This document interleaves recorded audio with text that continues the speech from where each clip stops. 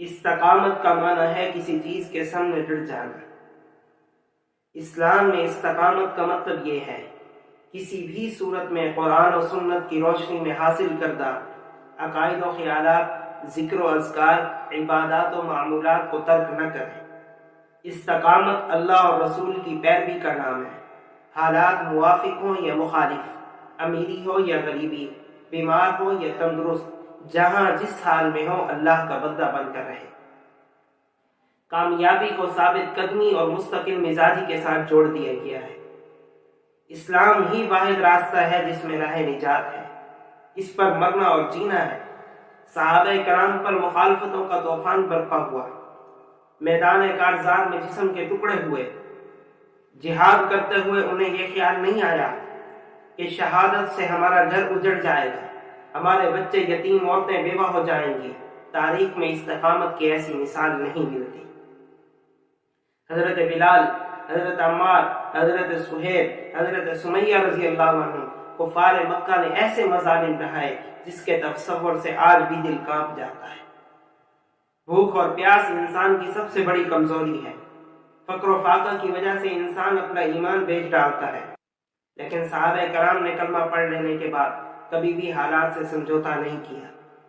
ہجرت کے بعد کئی دنوں تک مالی حالت بہتر نہیں ہوئی، کئی دنوں چولہا جلانے کی نوبت نہیں آئی، درخت کے پتے چبا کر دشمنوں سے ٹکراتے رہے۔ پھر پچھلی امتوں کے ان مومنوں پر نظر ڈالیے جنہیں ایک اللہ پر ایمان لانے کی وجہ سے اذیتوں سے دوچار ہونا پڑا تھا۔ وہ انبیاء کرام بھی دکھائی دیں گے جن کو ان کی قوم نے ناحق قتل کر دیا تھا۔ وہ آگ بھی دکھائی دے گی جو حضرت ابراہیم علیہ السلام پر گلزار ہو گئی تھی۔ فرعون کی دربار میں جادوگروں کا ایمان لانا بھی نظر آئے گا۔ وہ اپنے ایمان کی حفاظت کرتے ہوئے اصحاب کہف بھی دکھائی دیں گے۔ ایمان انسان کے اندر اللہ کا خوف پیدا کرتا ہے، پھر وہ اس کے بعد ساری دنیا سے بے خوف ہو جاتا ہے۔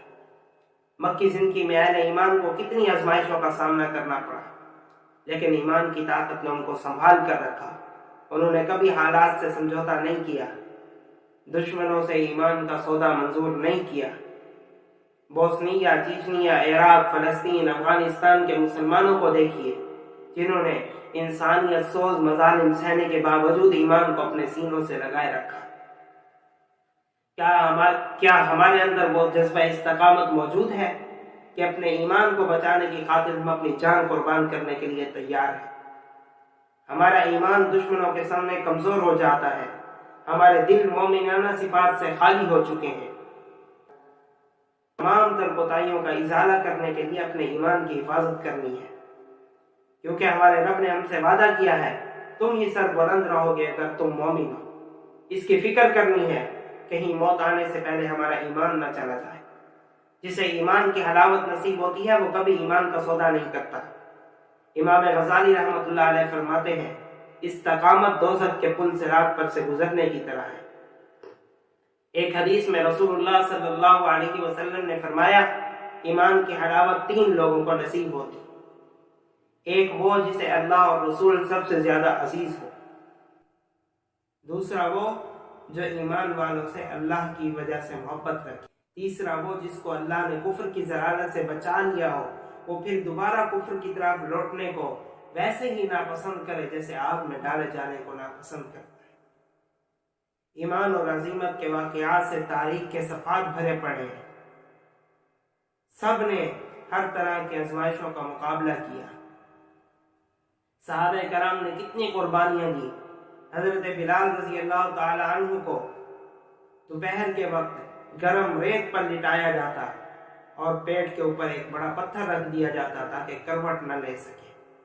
ان کا آقا ان سے کہتا اس سے نجات کی ایک ہی صورت ہے کہ محمد صلی اللہ علیہ وسلم کے نبی ہونے کا انکار کرو، ہمارے بتوں کی پوجا کرو۔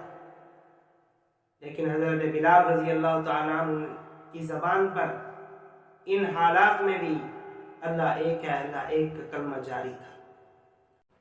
صحابہ کرام کو ہر چیز کا سودا منظور تھا، لیکن ایمان کا سودا منظور نہیں کیا۔ جان گئی، مال گیا، دولت و ثروت گئی، اپنے پرائے ہو گئے، سب کچھ لٹ گیا، شہر بدر ہو گئے، لیکن ایمان کا سودا نہ کیا۔